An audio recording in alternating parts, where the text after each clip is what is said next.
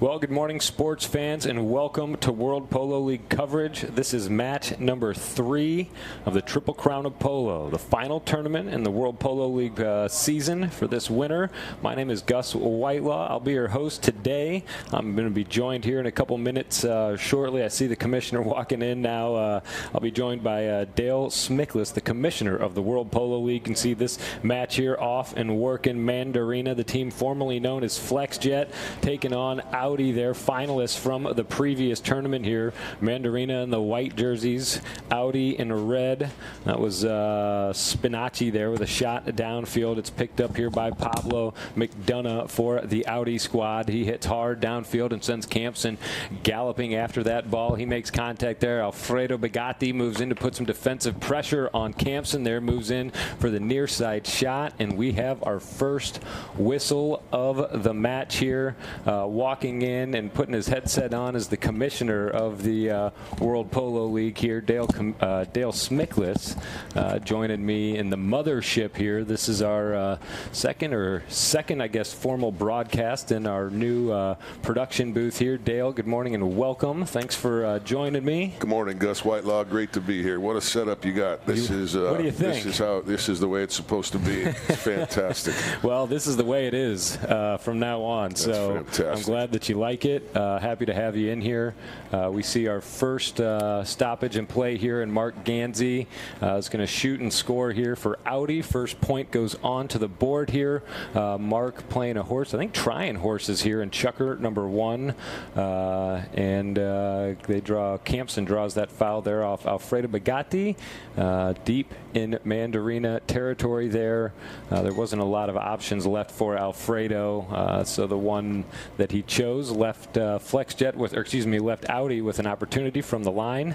They go up here onto the scoreboard with a goal. Mandarina starts with 5 on handicap, so Audi down by 4 here, just over a minute into Chucker number 1, and here comes Mark again. The Cobra. The Cobra looking for an early strike here in the match. We see Estrada moving in behind him here. Ganzi needs a little bit of a left-hand turn. He gets the top of the ball. Not enough to get it across the line at a walk there. Alejandro Novisia Estrada. Casual pass there for Alfredo Bagatti. Bagatti hits it right back for Estrada, who's got some room to work here, and hits downfield for an in-motion Spinacci. Spinacci trying to manage that ball. He's trying to also manage Roldan there. He keeps him on his right hip as he tries to work the near side of that pony. Bagatti through, near side now offside. He turns right, looks down towards the goal, and takes off running towards the east here. Alfredo Bagatti bested, though, on the inside by a running Pablo McDonough. Pablo on Mascata, a young horse playing its first high goal season here. He lets that pony stretch out to chase down that passed ball. He is all by himself out in front. Pablo McDonough needs a big right-hand turn. Will he turn it or cut it? He takes the time to turn and shoot. Pablo puts that one through here. 2 on the board for Audi. It's 5-2 now. Mandarina with the 3-goal lead. Nice action here so far, Dale. Yeah, that's a nice young horse that Pablo's on. It looks like it's got a lot of potential, and just like in every other game, Mark Ganzi comes out. He's probably as intense, if not the most intense player on the field in his games. He's got, I mean, the way his mind works, he's as good a captain to the team as there can be. You know, he does. Occasionally he gets a little wound up, but when he's just focused on the game itself, the mental game himself, it's amazing how much he helps his team. There's no doubt about that. Offense and defense there. On the near side, turned back by Roldan. Nice defensive measures there, but picked off in the midfield here by an in-motion Alfredo Bagatti. Bagatti rips that one downfield. A long hang time on that one, and wide of the goal there by about 15 yards is how that one ends up. So a knock-in coming here for Audi, but these guys moving nicely up and down the field here. We jumped right in the action. I didn't really get much of an opportunity to talk about a lineup, and they haven't given us much of an opportunity to do so yet. The Mandarina team in white out here is the team formerly known as FlexJet. They take on the Mandarina colors here for the third and final tournament in World Polo League competition here. Nice moves downfield by the Audi squad. Mark Gansey trying to finish with a cut shot. It's left on the doorstep, picked up nicely by Roldan. Roldan, a chip shot behind Estrada, and that one ends up wide and out. Yeah, it'll probably be a penalty 6 or a safety if it came off his stick. We'll see what they decide here. So Mandarina on top here. The score 5-2. Mandarina getting 5 on handicap. Audi picks up 2. One from the line, one from the field. Another one here to go 5-3, and Chucker won. I missed that. They actually called a foul on that shot to goal for Audi, and so they got the open goal penalty and put another one on the board. So that's one thing we're gonna have to work on in here. It's hard to hear the whistles. We need a little vent hole or something. Most of the 9 out of 10 times you can see the whistle. Yeah. But situations like that, it's hard to know if it went over the back line or the goal line or if there was actually a whistle there. So. Well, and it's early this morning. It's 10 o'clock game, so the sun coming out of the east is making it a little bit hard to see the ball all the time in the east end. And a little bit earlier start here. Yep, 10:09 local time here on the East Coast. Earlier elsewhere for you polo junkies couch surfing, getting your polo fill this morning or just waking up. Mandarina taking on Audi here in match number 3 of World Polo League competition, the Triple Crown of Polo, our final tournament in the winter season here. You see Estrada, Alejandro Navija Estrada. Working in there for Mandarina. He hits the brakes. Pablo waits patiently there for him, but he hits away and sends Alfredo Bugatti racing downfield. Bugatti moves inside looking for Spinacci or Gansey. He'll take either one. As Roldan takes the ball, though, they give chase. Nick Roldan touches it back, leaves it for Pablo. Another Pablo there in the vicinity. Pablo Spinacci trying to get a touch on that one, but Pablo McDonough sends it for his red jersey teammates there. Nick Roldan shoots to goal, and that one goes through. So Audi eating up some ground here in Chucker number 1.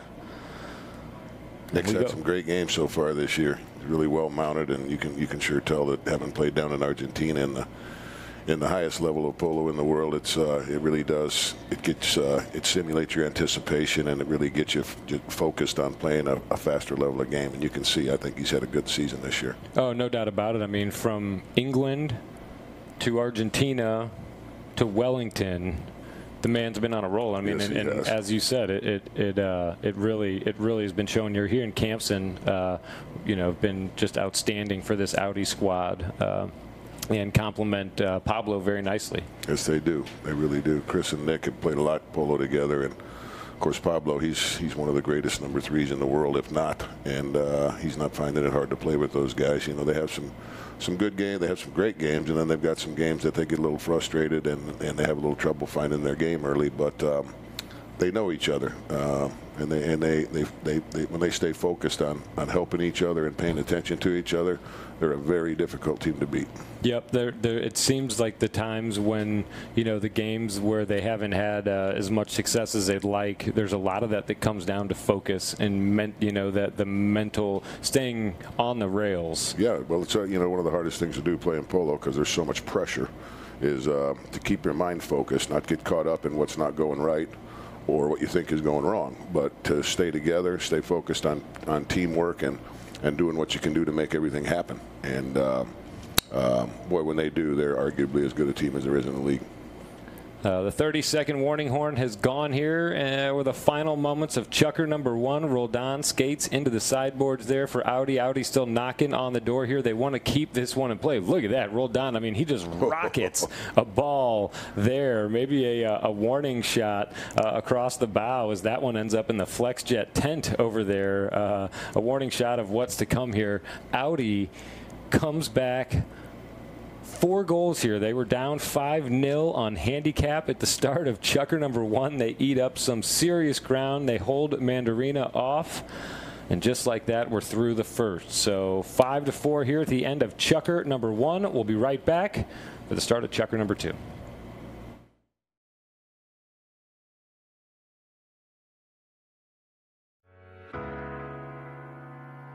This club is one of the most welcoming, friendly, but yet competitive polo clubs. we're all here for the love of the sport and the love of the lifestyle.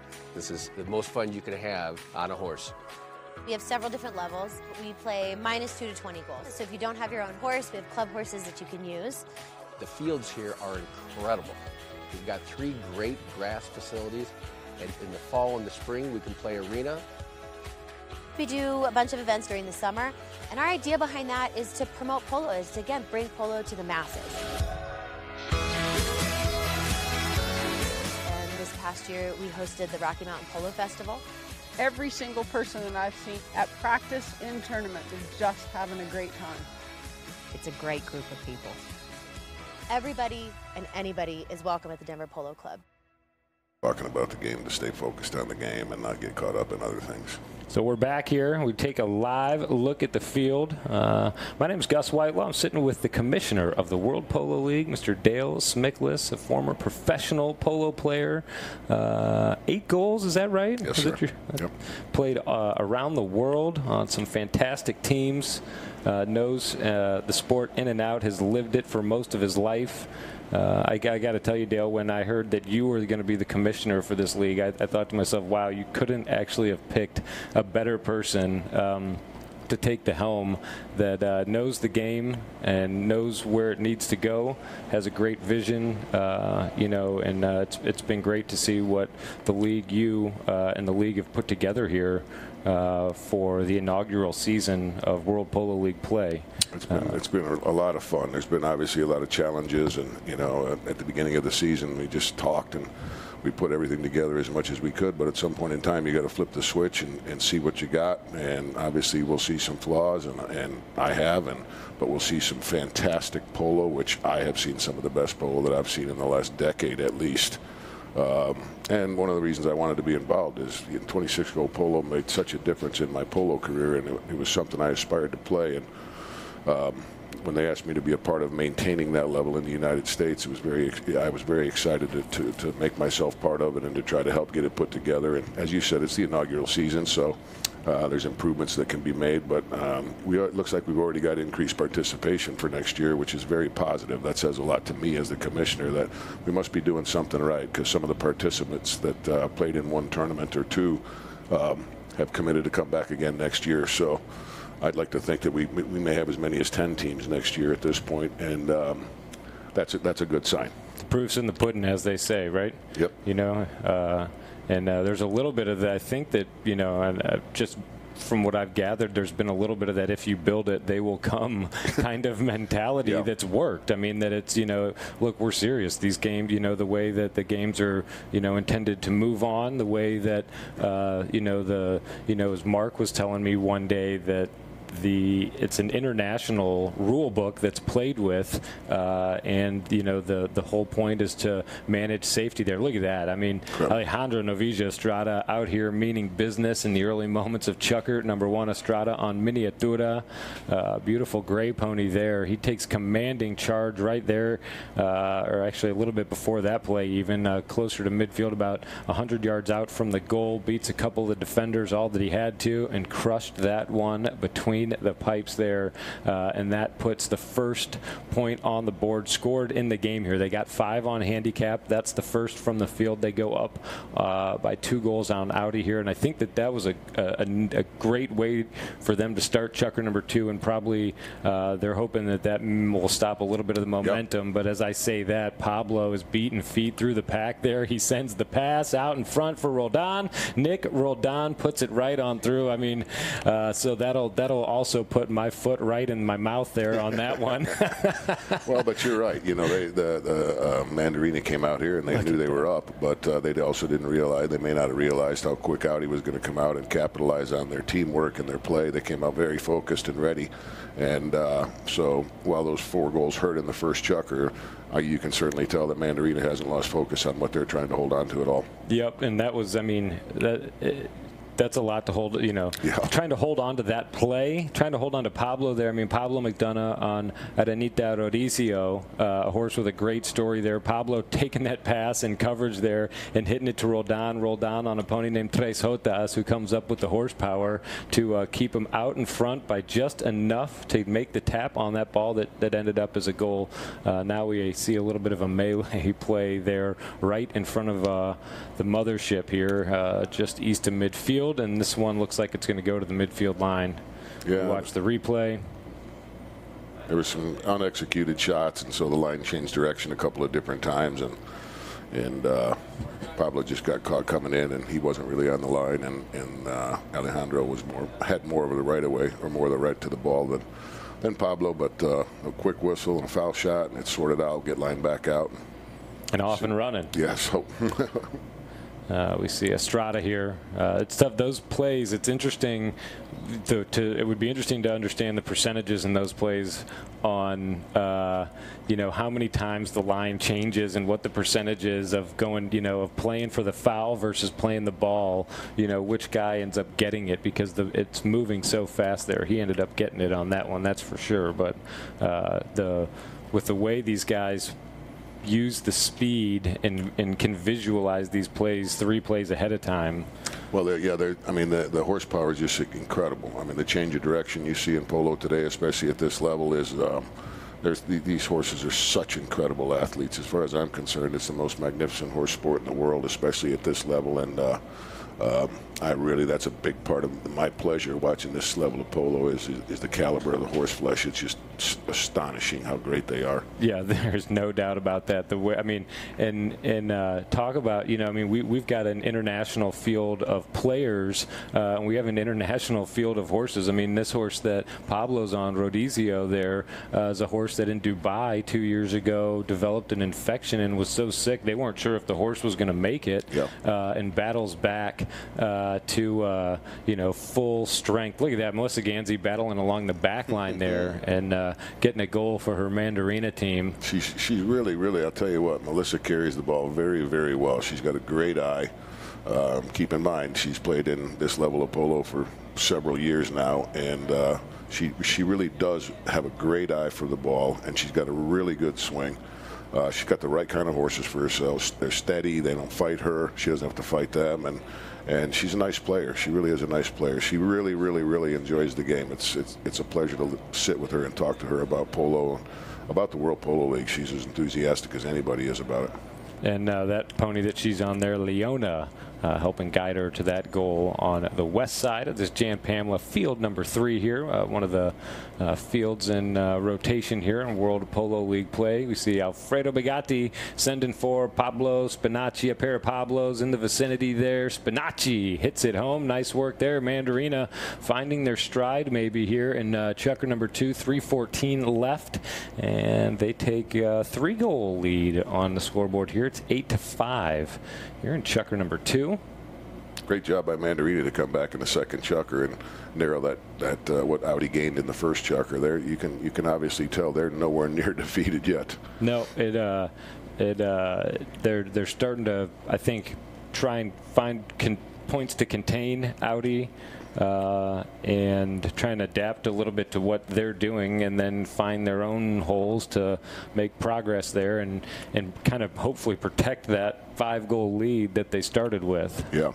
Well, if they just hang on to enough of it, they'll be fine, and they know that. They've just got to put points on the board every opportunity they have. They can't miss an opportunity to score an easy goal. Here's Mark Ganzi trying to find an opportunity to work inside. Alfredo Bugatti picks the pace up to defend there, takes it on the near side. The number 2 for Mandarina and White here now, firing a tail shot there. You could call that a little bit of risky business as he comes across the front of the goal mouth, but taking some of that concern away is Estrada here. Whenever this guy is on the ball or near it, it's in good hands. Estrada trying to keep it away from Campson there. Ball left behind, eventually picked up here by Pablo Spinacci. Spinacci releases, and it bounces off the hind end of one Gansey's horse and is picked up by another. It's Pablo McDonough here running down the line for Audi, and he gets that ball turned around. Pablo fires for Mark Gansey. Mark's in motion. He's over the midfield line, and he's trying to hit that one out in front here, trying to keep something to chase after there. Spinacci moves in and fires the defensive tail shot there. Roldan moves to the play and takes control now for Audi, with Estrada keeping an eye on him defensively there in a white jersey on a gray pony. Now Pablo through, and timeout. Yeah, it looks like I think that one of the Mandarina players fouled one of the Audi players there. He thought he could get in there, and he was trying to sneak on through. Yeah, but he didn't have a play. Ooh, yeah, no. And he actually didn't. He came in and basically got in the way. It's one thing if you're standing there, but you didn't make an attempt to get there, and he actually moved into that play and caused Nick to lose possession of the ball, and it was too close. Well, and I think that, you know, if we look at that one, Nick probably saw Pablo coming, knew that he was trying to clear, but if you take one more step, it's going to be a foul, and you have to draw that one. I mean, that's, you know, too close not to. Too close not to. You know, there are times. Look at that. Mark Gansey puts another one through. Nice open goal there for Mark.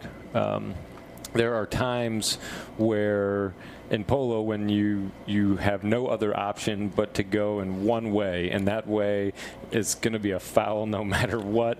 But you're not riding a robot, you're riding a horse, and I mean there's sometimes your options are limited, and guys catch you on it. And one of the most interesting statistics I think is the 10 goalers. When you look at the fouls category, because the fouls is a column that we have. Yes. Most of the 10 goalers there, and all of them in the final turn, in the previous tournament rather, had more fouls received than committed, and they're generally the only one on their team who has that statistic, which is pretty interesting. Well, you know, when you reach 10 goals, you're supposed to be at the pinnacle of the game, not just physically but mentally as well. Setting the bar. Yeah, and so. That's a percentage that makes absolute sense to me based on the fact that they are the best of the best. And that makes total sense that you're seeing percentages like that with those 10-goal players. You know, and so then just to come back to this play with Roldan having the ability to pick up, to one of those fouls received that he draws them into, you're absolutely going to do it all day long. So they hit this one forward. Melissa Gansey moves in here for Mandarina. Gansey looking for goal number 2. She fires away, and that one ends up wide of the goal over the back line and out of play. The 30-second warning horn goes in the meantime, and I think that'll do it here for Chucker number 2. That ball gonna be.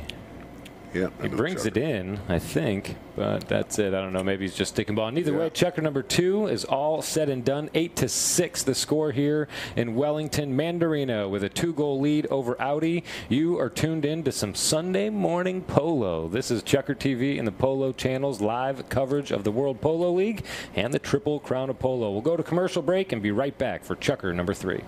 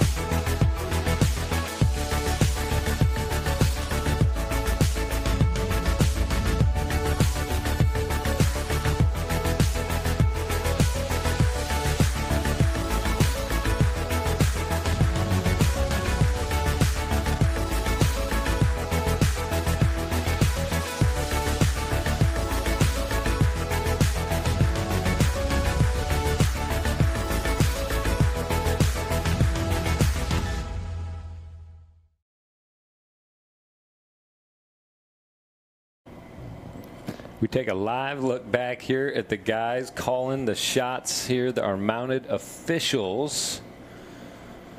Man, those guys have a tough job, Dale. You spend a lot of time talking with them. What are your, as the season has moved on, what have been the things that you've talked about with the umpires and really honed in on? Have there been specific fouls or scenarios or things? Tell us about the process. One of the things that the umpires have, as well as myself, is they have the ability to go back and look at condensed replays of fouls called in previous matches.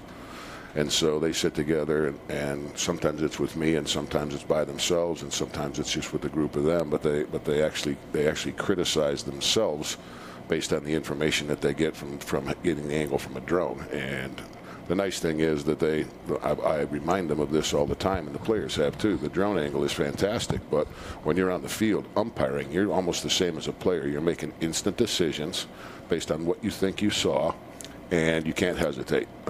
And so you're going to make some calls that you shouldn't have made, and you're not going to make some calls that you should have. But that's just part of it's a subjective job, and polo is a subjective game. And the nice thing is the players have a lot of respect for these umpires. I've talked to just about every team that there is in the tournament, and they really think the umpires have done a great job so far. Well, I mean, that's a real testament to it right there. When the players are saying nice things about the officials, that means things are going well, generally. And, I talk to them quite a bit about making sure that we exercise enough discipline when we have to, regardless of who the player is, and we're not over-exercising it. We're not being dictators out there, and they certainly don't appear to be that way to me in any way, shape, or form, and the players aren't taking them that way.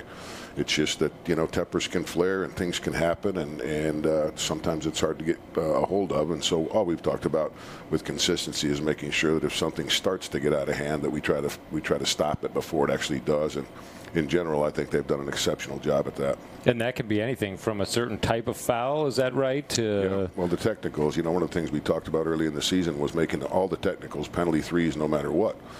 And the umpires had a great point that's a subjective thing, too. A technical foul because somebody yelled at an umpire versus a technical foul because some player called another player, right, something they shouldn't have. Yeah, bad player. The severity of a technical foul should be subjective, just like the game is and just like umpiring is. And I think it was a great point. And the rule in the World Polo League has simply been that if you get a second technical foul, you have to sit down for 2 minutes, get yourself collected, and then come back on the field and play polo.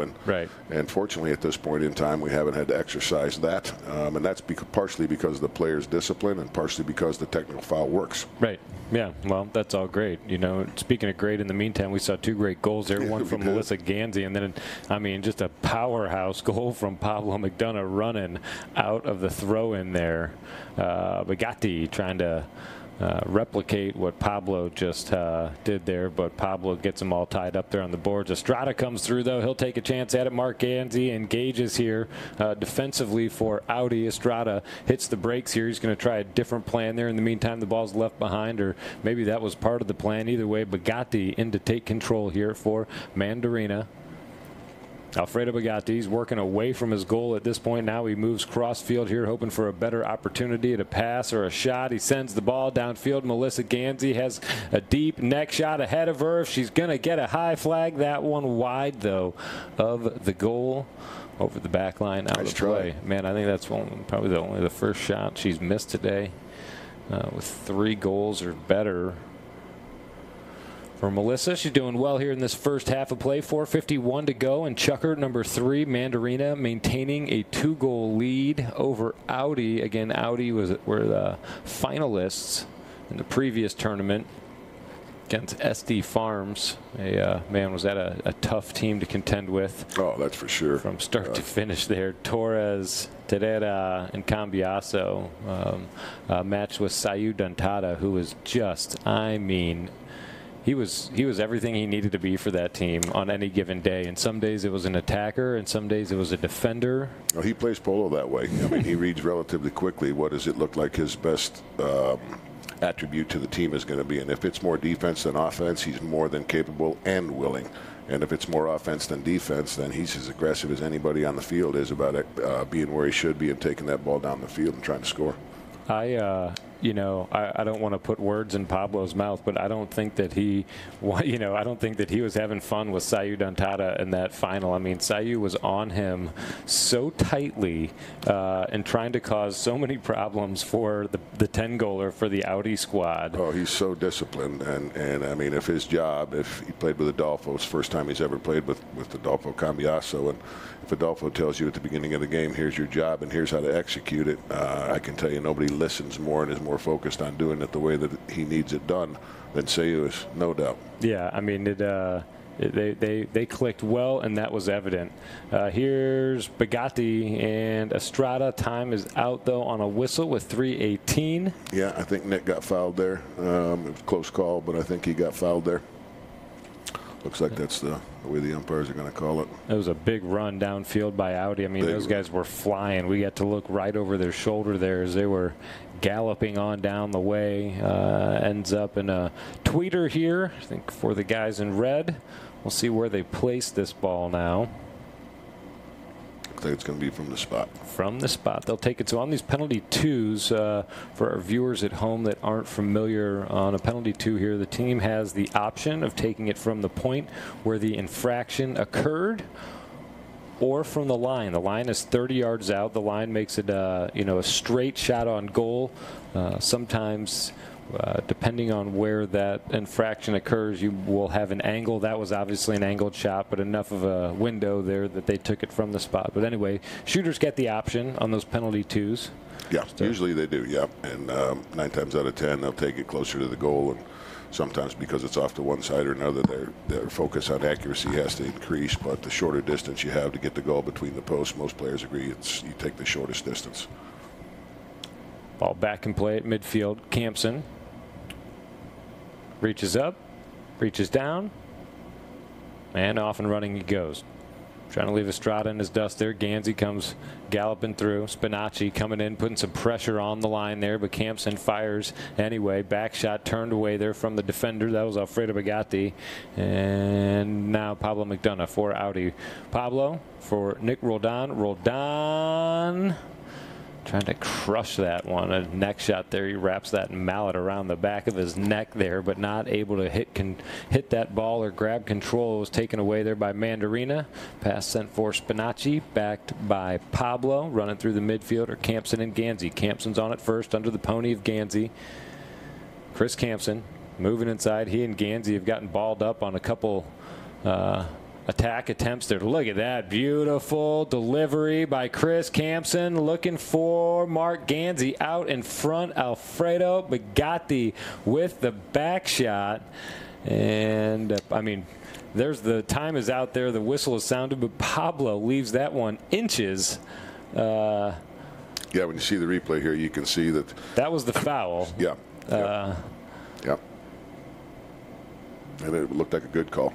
Yeah, sorry, I didn't know if we were going to get to see that back shot from Pablo there, but oh man, it was dead. It was dead on. Pair of great back shots there. The first from Campson sends Mark running down the line,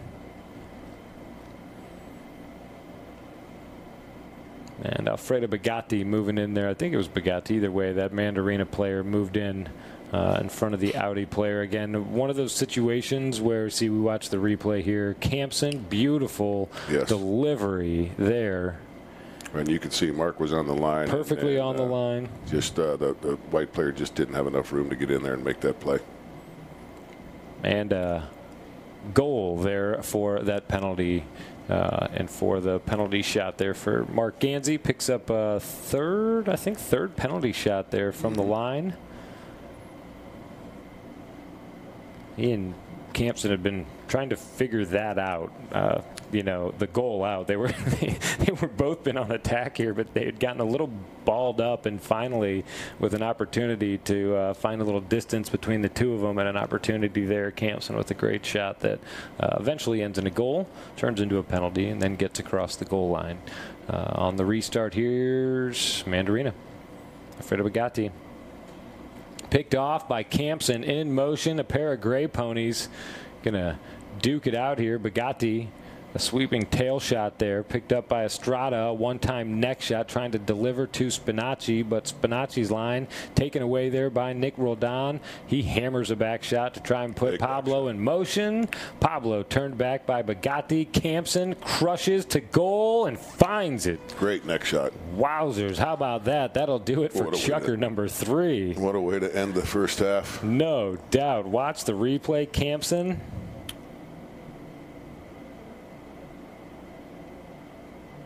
Through the legs of the horse. Yeah, baby. Right on through. Nice work there, Pablo. Gonna have a best seat in the house to spectate as that one crosses the line there. So Audi is able to take the lead here at the end of the half. How about that? So Mandarina started with 5 on handicap, 4 more goals they've scored along the way. Audi with 10 goals scored here. They've been at the line a good handful of times and a bunch from the field. Some beautiful goals up and down, Dale. We watched earlier in this, Chucker. Nick went for a big neck shot down here, and I mean, I could just tell, having been a player, he saw the goal and he was 100% sure he could drill it through the post from about 100 yards out. Unfortunately, he didn't catch all of the ball and he wasn't able to execute the shot that he wanted. But we saw that mallet wrap all the way around his body, and he had a goal shot on his mind without a doubt. No doubt about it. Just bad luck there, and they ran it back the other way. Either way, 10-9 is how we finish the first half of action here. We will go to commercial break right now while you enjoy some halftime entertainment and be back for Chucker number 4 in a couple of minutes. Thanks for tuning in to Chucker TV and the Polo Channel's live stream broadcast of this World Polo League match. We'll be back live from Wellington after halftime. La yegua más famosa que por historia, que me ha divertido cómo viene el cuento, es la falta en vido, que la ha ganado contra un amigo jugando al truco. Falta en vido significa como el final del partido, ¿no? Entonces le canté falta en vido, él me quiso y le gané con 25. Y la yegua terminó siendo una de mis yeguas favoritas en toda mi carrera. De hecho la cloné, la tengo clonada. Pero lo más increíble que del cuento es que la yegua ganó Copa de la Reina, mejor yegua, jugó el abierto varios años. Rugby player clutching thin air as Cambiasso slips away, puts on the heater, takes the ball down the ground. Y tengo hijas que, bueno, las llamo a través de los nombres del juego, que son la Flor, la Sota, todo a través de lo que es el truco y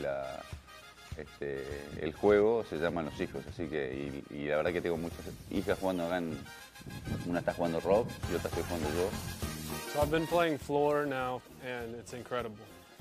The acceleration that this horse has out of the plays is pretty phenomenal. You know, you see a play and think to go to it, and she accelerates into it with so much power, but at the same time she has so much handle and flexibility that to slow down afterwards it's so easy.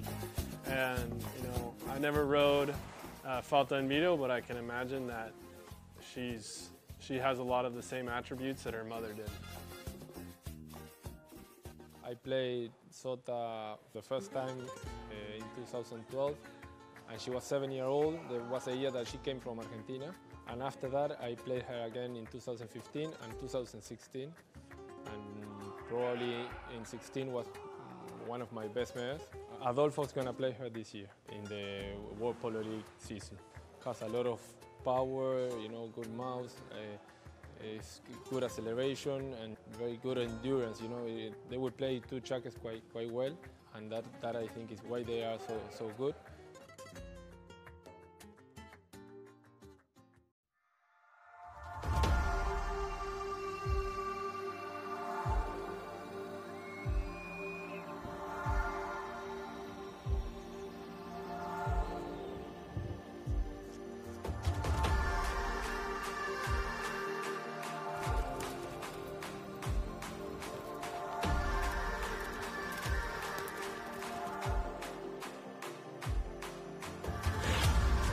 We've tried to create a polo mecca here, some place where we can bring polo sponsors, pros here to our home to enjoy polo.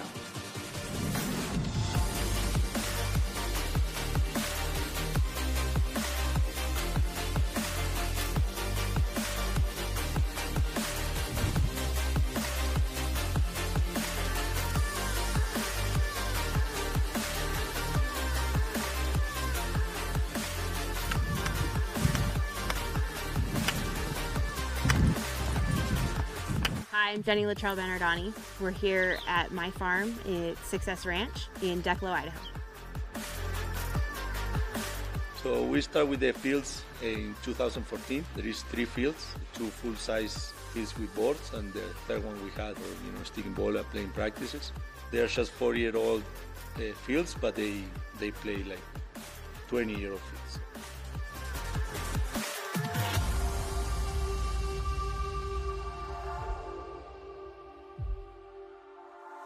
When my grandfather purchased the property, there was an existing barn that was completed in 1914.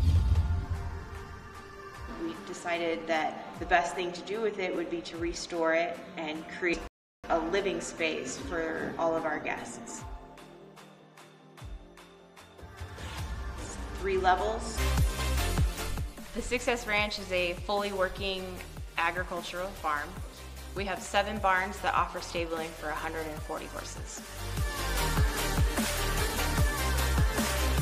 We have a large exercise track. We like using the deep sound in the round pen for fine-tuning our horses. We have a freestanding building that we call the Quicho. It has a huge grill, barbecue area, and we cook just about every night. What makes this place so unique is that we can play polo in the morning, and there's so much stuff to do in the afternoon. Kayaking, paddleboarding, ATV riding. We also have a shooting range, trap and skeet shooting, and a pistol range. One new and exciting thing we're offering is helicopter tours. The helicopter tours gives you such a different perspective of how much land is actually here on the ranch. The main idea is to have a fun, flexible polo experience. Between our guests and in-house pros, you never know what level of polo we're going to get.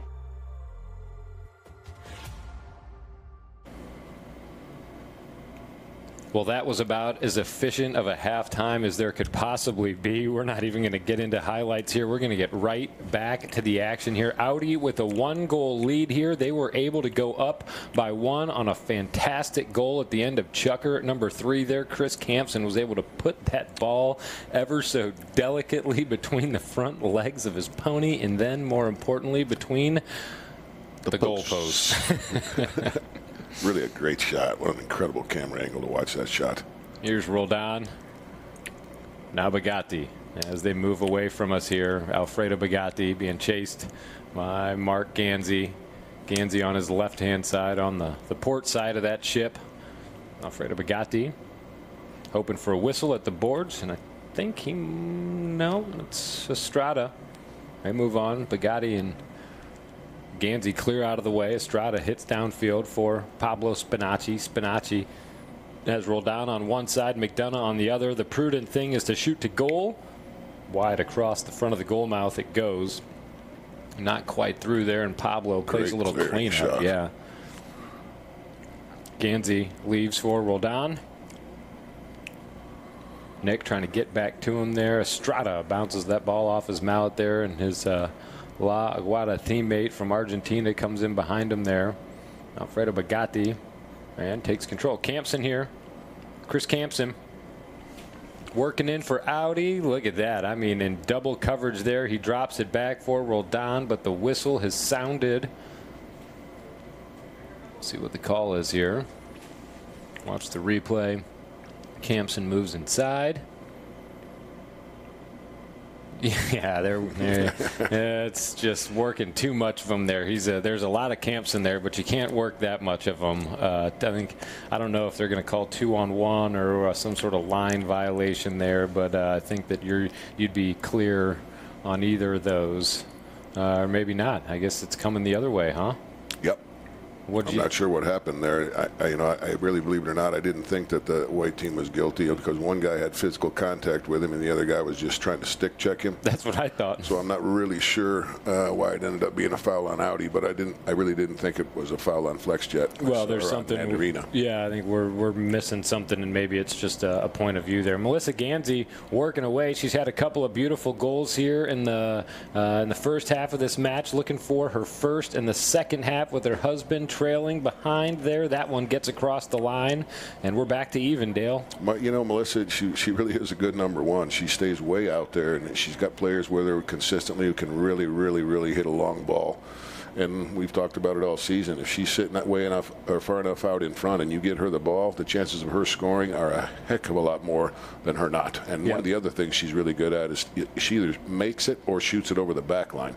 And that's polo player mentality. The one thing you can't do is leave the ball on the field. Can't leave it, that's for sure. Well, another great run there by Melissa. The ball back in play at midfield. Rolled on. Looking for Pablo there. The ball left behind. Here's Estrada. It's a great conversation that you'd had with Eduardo yesterday. He's got a lot of ideas to move the needle as it relates to exposing polo. And I'm sure that some people think that some of them are controversial. And my thoughts are that I think there's opportunity for some of the things he thinks about to work in certain places. Yeah, but really a good conversation. One of the things I said to him yesterday, and we both agreed on, what a great goal. Holy moly, Nick Roldan. I mean, calling long distance on that one. Good gracious. He just crushes that ball. I mean, 80 yards out or better on an angle. What a shot. That was a beautiful up and down off the...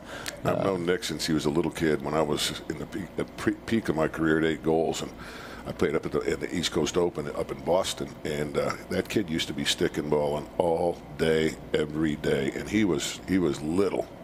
But he worked on his game and worked on his game. And like you brought up earlier, you go play in England successfully, and then you go to Argentina and qualify to play in the Argentine Open. You must be doing something right.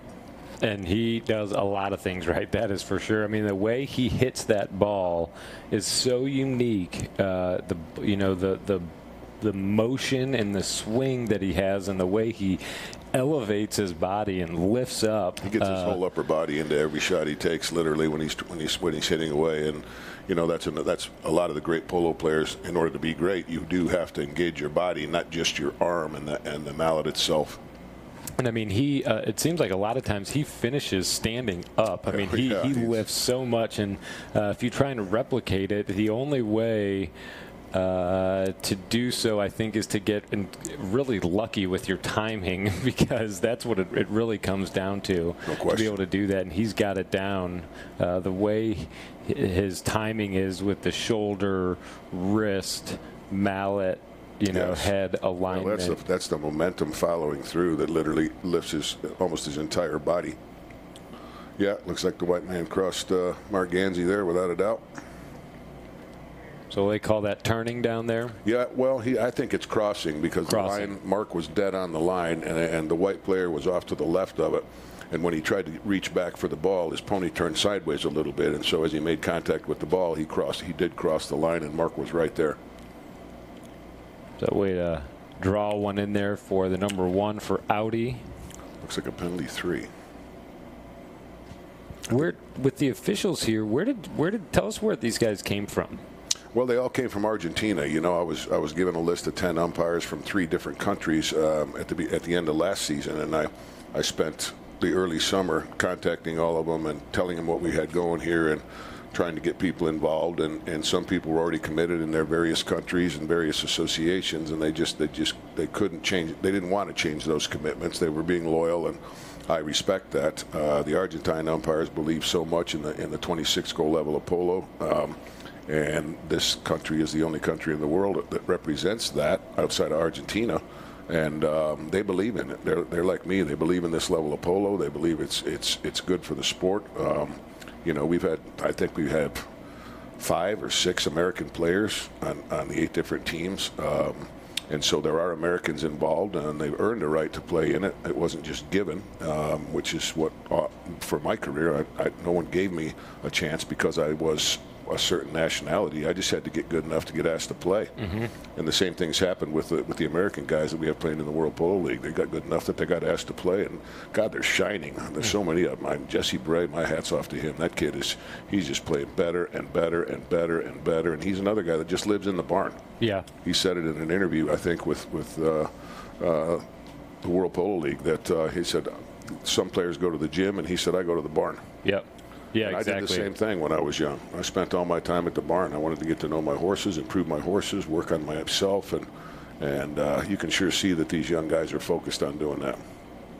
Melissa Gansey on the doorstep here, putting another one through for Mandarina, trying to get some of those points back from Audi there. It was a 2-goal difference now, a 1-goal on a pass from Bugatti. He'll get the assist here. Melissa Gansey finishes from about 12 yards out there right in front of Pablo McDonough, and it's 12-11 here in Chukker number 4 with 55 seconds left to play out. So to go back to the officials, you really kind of took a look at an international group of guys, talked to them.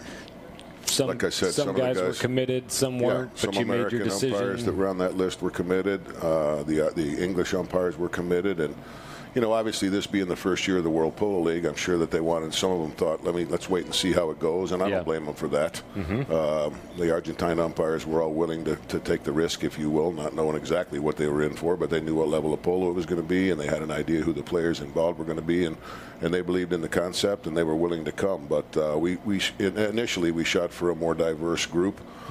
Interesting. But I can tell you, when you talk to the players and the team owners in the World Polo League, they'll tell you this themselves. You don't have to take my word for it. These guys that came over have a long historical past of officiating Argentine Open games. So they've earned the respect of the best players in the world long before coming here to officiate for us, and that's part of the reason that they made that list. Oh yeah, I mean, you know, forget nationality or any of the business. The point is that these guys are amazing at what they do. We were watching some plays the other day, and you know, for them to be able to do what they do in real time, I get it wrong looking at the drone most of the time, and these guys have to do it from the field. You know, it's polo is so tough in the way that it is the rules are written from the top down. Yes, but it's officiated from the side. It's different. It really is. It's a different. It's a hard concept.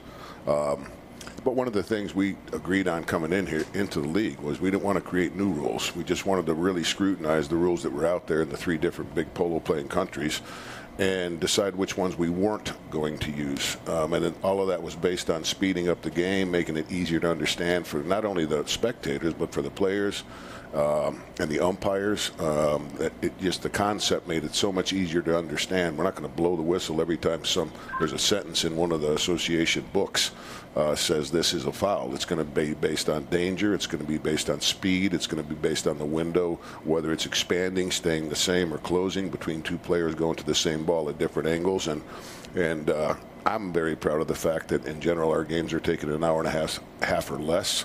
You know, 5 years ago, this level of polo was, I mean, it might be 2 hours, 2 hours and 15 Dale, minutes. I announced those games.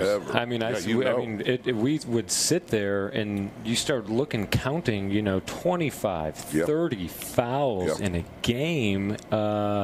Look, there have to be rules. There's so much going on. There's so much going on. Well, depending on who you talk to, some people think there should be more, and other people don't. So it's it's not a blanket statement. But from my perspective, having played this level, and back in my day, they weren't professional umpires. Players had to do this level of polo, and there was a level of respect amongst them. But the time for professional umpires came, and it's here. But we had to scrutinize the way that the umpires called games just as much as we did the way the players played games. And I'd like to think that this season, for sure, and moving forward, we're going to keep that concept to just constantly try to improve the ability of the umpires to officiate games and the ease of understanding what we will and won't do, and the same thing for the players. Because if we stay consistent, the product will be exactly what it needs to be.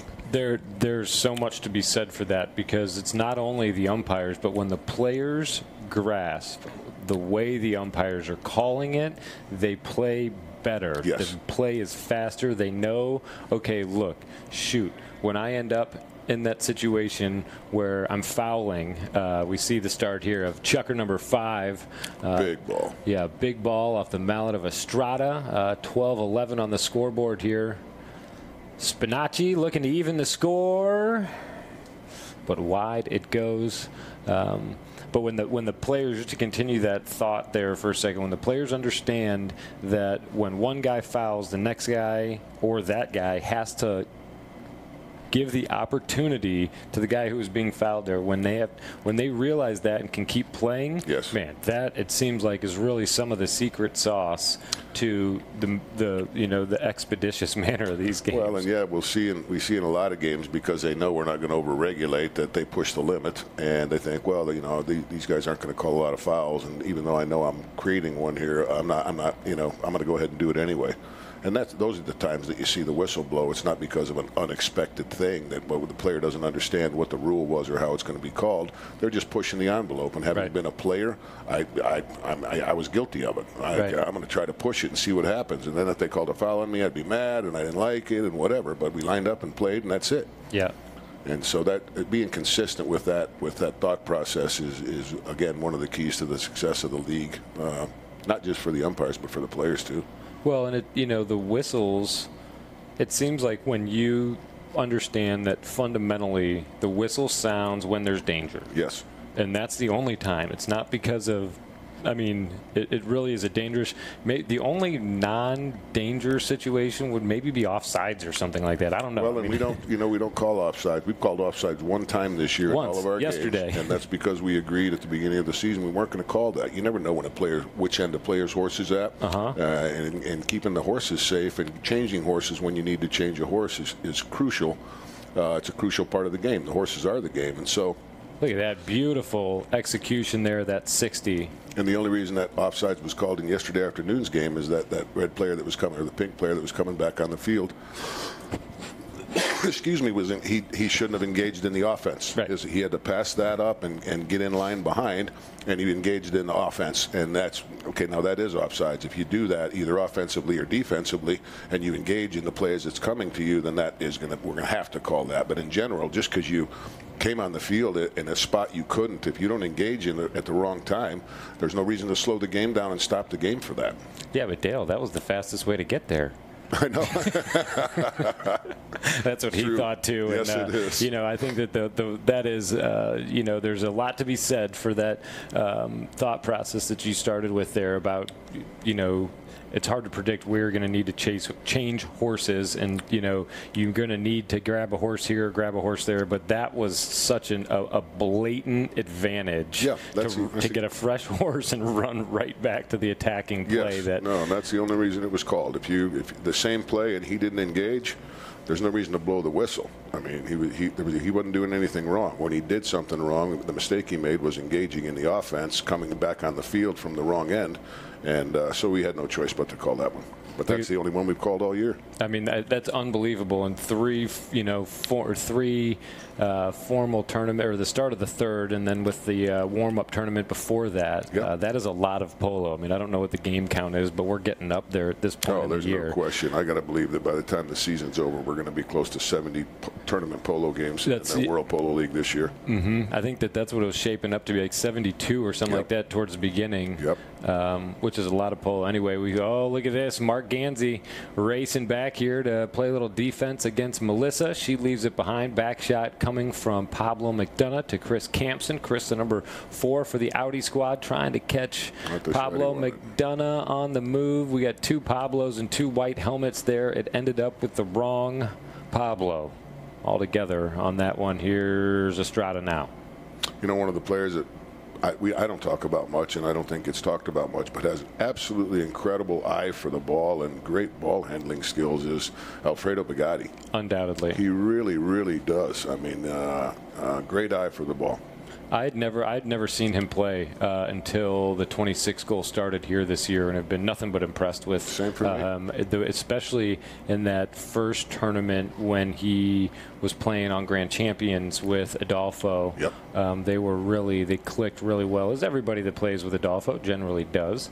We've seen some great stuff from that tournament to playing with FlexJet and now as Mandarina. A great player to watch, and a guy that works hard for his team. No question. Never gives up. He seems to be in the right place at the right time a lot also. There's a lot to be said for that. He must have a good mind for the game. But I'm like you. I hadn't seen him play before this season. Watch this. This is a nice way to finish here for Audi on this one. Pablo finds that ball, and he is all by himself. Yep. A couple of quick touches there. Put that one right between the pipes. Yep. And Audi with a 1-goal lead here in Chukker number 5. 2:59 to play out. And the ball's back in play. These guys are both teams playing hard and having fun, and it's a pleasure to see. Yeah, nice open polo, nice flowing game. Yep. Another big ball off the mallet of Roldan. Man, that guy can hit it. He was right in front of us when he took that shot. 120 yards away. Yeah, we're probably 30 yards from half field at the most. Yep. Just beautiful stuff there. Scud missile. Yeah, I mean, just cranks that one. That's a powerful shot, that next shot. No question. When a player makes the right contact there, that ball should be scared. No question. There's a layer or two of plastic that flinches a little bit when they see guys like Roldan coming to it. Melissa Ganzi puts that one over the back line. Like you said, you either want to be in or wide, but not on the field still. And you know, you can leave it on the field if you know the next man behind you is yours, and you should. Yeah, but if you're not sure because you're so focused on shooting and scoring, then shoot and score or shoot and miss, but don't leave the ball on the field. And even one or the other, right? Yeah. Well, like you said, she spent a lot of time at this level of polo. Yes, she has. You see Campson here. Working this ball back into play here for the Audi squad. He takes a look, takes a rip, finds Roldan on the run. This is what this guy loves to do. Nick Roldan loves to have the ball. Mark Ganzi in motion there. Roldan fends off one player as he rides on by there. He's got two on his left-hand side. They had him surrounded. We'll see what the call is here. We watch. Look at this. I mean, the white player in front of Nick got in his right away. You know, when you have the ball and it's that close to you, that the same size lane as the size of your horse is yours, and the white player ended up dead in front of Nick Roldan, and therefore he was in his right away, and Nick held up and waited, but that player didn't try hard enough and quick enough to clear. And that, you know, and so for those of you that aren't, you know, that don't watch a lot of polo or that are trying to, you know, track some of these fouls and how these things happen here, or, you know, understand the right-of-way situation. If Roldan had been able to maintain the opportunity that he had, the umpires would have let him play. That's what keeps this game moving along. That's what Dale and I were talking about a little bit before. But since that opportunity was so drastically taken away from Nick, they sound the whistle there. And look, it took 3 guys to shut Roldan down on that one. In the meantime, we see Mark put one wide. First time that has happened this match, I believe. Yeah, that is. I think that is the first one he's missed. A knock-in coming here. I think that puts him at 75% or better still, though, on the day from the penalty line, which is a great place to be.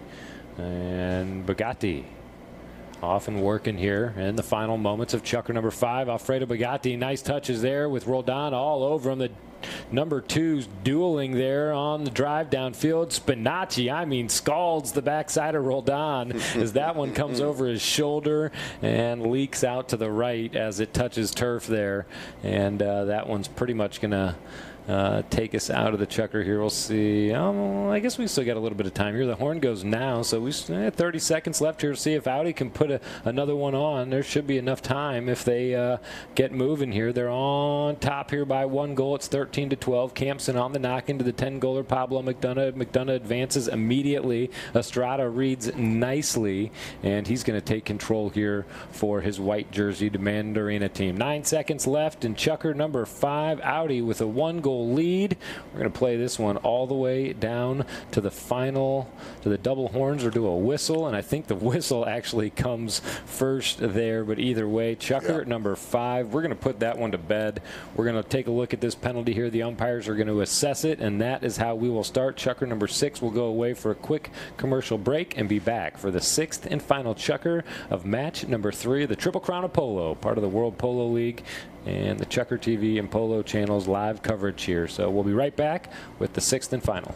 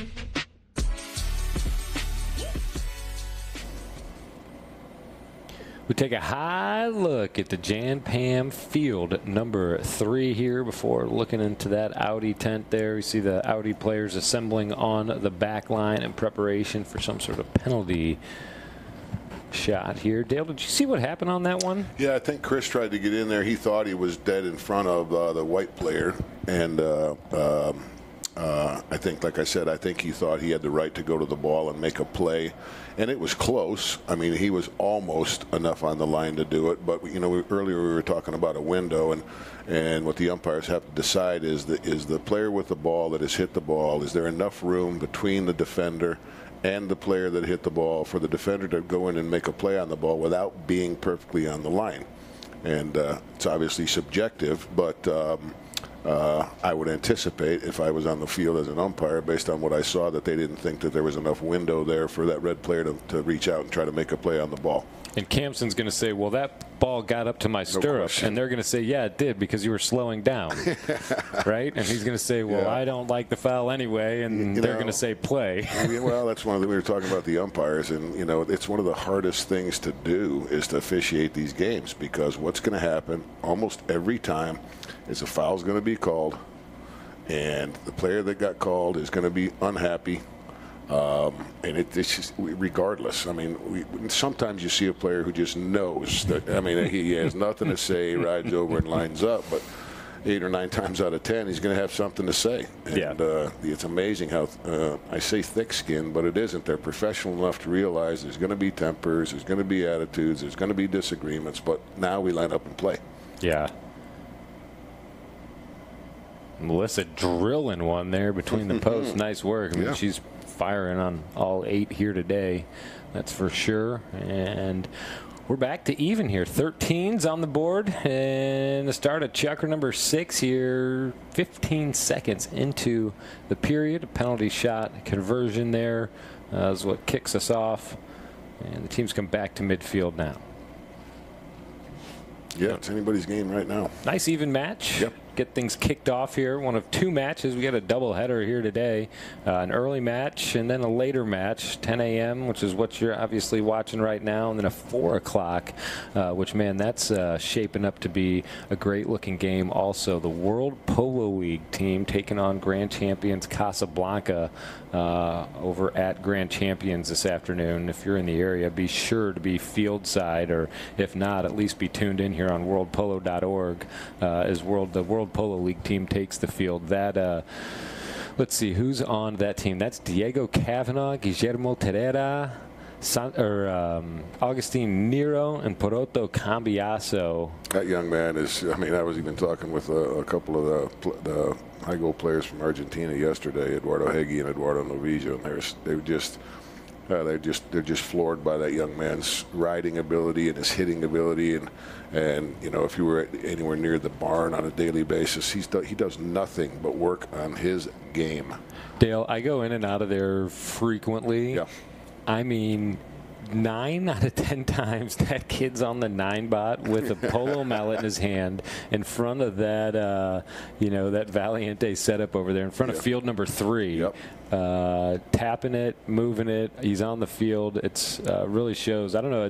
It seems like a tricky situation handicapping somebody of that age. Well, and here's why. If he plays polo 9 or 10 months out of the year or more, and sometimes every day, every week, there's almost no way to keep up with his handicap, because he's going to improve every 3 or 4 months potentially by a goal. And so I mean, that's something that's happened in polo forever, is that the hardest people to keep up with their handicaps are the young guys that are getting opportunities to play, because they improve so fast. Well, and I mean, he's 13. Yeah. I mean, that's the other thing, is that it's kind of a unique situation where I mean, if you've got someone, I mean, just on size, physically on size, he's 13, you know. Well, and if you told somebody, no, we're not going to raise his handicap because, you know, he's only 13, well, the handicaps are based on your ability to play, not your age. Yeah. And it's hard to believe that a 13-year-old, you know, can play 4- and 5-goal polo sometimes, but he can. And he's unique in the respect that he's so young, but that situation, that not being able to stay up with a young player's handicap is not unique. It never has been. It's just always been a challenge for handicap committees and for people to pass judgment on, okay, what do we do? And you can't raise a player. I don't think you can ever raise a player based on how good you think he's going to be in 6 months. No. You have to raise his handicap based on play you witnessed this season. That's all you got. And so obviously they're sought after commodities. I think another example of it, and he's obviously older, but a much higher handicap player is Juan Martín Zubia. I mean, that kid plays enough polo, and he's 19 years old. How do you keep up with his handicap if he's consistently playing the top levels of polo in the world? It's not impossible, but it's difficult. Well, man, look at this. I mean, these guys, we've seen a couple of goals here as we've been conversing here, both sides of the field here. Roldan doing just a fine job there. A high-scoring match here, 15-14 in Chukker number 6 here, this Triple Crown of Polo match. 3:24 left to play in regulation. Overtime, a distinct possibility with as tight as this match has been here. Estrada fires away from midfield. Campson intercepts. Campson and Bugatti negate each other on that one, and I think time is stopped here with 3:09 to go. Yep. Talking about Peroto, it's interesting, you know, it's not unique in a young player, because I mean, if you look at his father, who went, you know, you look at guys Hector Galindo when he was young, coming up, going, you know, jumping entire handicaps, going up 2 at a time. Yeah, you know, but the kid at being 13. Yeah. I mean, has there ever, I mean, to your knowledge, been somebody at 13 years of age playing 6'5", 4", you know, being considered, you know, to move up like that? Not in my time. I mean, I can tell you that when I was still an 8-goal player playing here in Wellington, I played against Adolfo Cambiasso his first year here, and he was 16 years old and 6 goals. Yeah. And 2 years later, he was 10. Yeah, right. So, but, I mean, again, he was 16 when he came here. He had a handicap of 6. There's a good chance Peroto will be at least 6 by the time he's 16. And so he's certainly a phenomenon. But as far as I'm concerned, his father was, too, when he hit the polo scene here in America, without a doubt. Gansey puts a man. I tell you what, both of them have been great from the line here today. High shooting percentages from the penalty line. Yep. Yeah, Zubia. I mean, I tell you what, and those guys, you know, I know players don't. It's interesting to talk to players. Some of them like the concept of going up. Some of them want to protect their handicap where they are. You know, there's guys, I guess, at different levels feel like they're ready for their handicap to change or not. But between Zubia and Del Carril, especially playing with Adolfo in the last tournament, those guys better watch their rating. I think Roldan has been playing some amazing polo. Oh, I'll tell you who else. And my hat's off to them, because they go to school and they've got other things going on. But Grant Gansey and even wants Cito Bellini to watch those kids play. And I mean, in my opinion, they both improved another notch this season playing this level of polo. And yeah, part of it comes from the people they're playing with and the coaching and what they're learning. But the other part of it is their dedication. Yeah. You don't improve if you're not dedicated to improving, if you're not learning from the best. There's no shortcuts. There are no shortcuts in this sport. We've seen those 2 young men on Grand Champions have some absolutely fantastic games in this level. So it's fun to see. I remember, like I said, Nick Roldan, when he was just a little kid, it's fun to see him play, and I thought he could get at least this good myself. I really thought he could get this good, and just because of how hard he worked and how talented he seemed to be. So when you add in a mentor of one of the best players in the world like Adolfo, and an operation like the Valiente one with the quality of the horse flesh, I mean, the only thing that he doesn't have is age and strength. And when he gets more age and more strength, man, he's he's going to have all the tools, all the weapons, everything he needs to be one of the great players in the world, if not the greatest player in the world. That remains to be seen. But there's nothing he doesn't have access to in order to become that great. And talking about Peroto now, Yeah. I always come back to when thinking about, because I mean, there's no doubt the kid plays 3, 4, 5 goals. I mean, no question. Yeah, he's rated 3, but his 3 should be shaking. Yeah, in its boots, you know. He's a solid 4-goal player, and on some days every bit of 5. playing a lot of polo. I think he's played 4 days in a row this week. There's only one thing that's going to happen when you play that often. You're just going to get better and better and better. Well, and when you look at his pony list, and there's names like Lufthansa on there. And Oh, yeah. I mean, that, no excuses. That certainly, you know, certainly doesn't hurt things. No, no doubt about it. So winding things down here in match number 3 of the tournament, match number 1 of the day. Audi with the lead here with 1:22 to go in regulation. The score 15-16. We've seen 26 goals scored here today, plus 5 on handicap to Mandarina for a total of 31 on the board. We saw a huge total the other day with Colorado and Blackwatch. Sure did. 21 goals scored on the field that day from the field or from the line. 52 seconds to go. Here is a drive inside from Alfredo Bagatti trying to tie this match up there. It stays in play, is kept in play by Chris Campson. He's in the corner there. 40 seconds left here, and Roldan has control. Nick Roldan, his team's in the lead here. We just saw the clock. Roldan knows that thing is ticking away. Here comes the warning horn as Roldan releases. The ball goes over midfield. Alfredo Bagatti with his eye on it there, drops underneath that one, trying to get an opportunity to get downfield and potentially tie this thing up. 20 seconds left, and Audi has to start feeling good about their chances here. There's still polo to be played, but this ball in the Mandarina half of the field.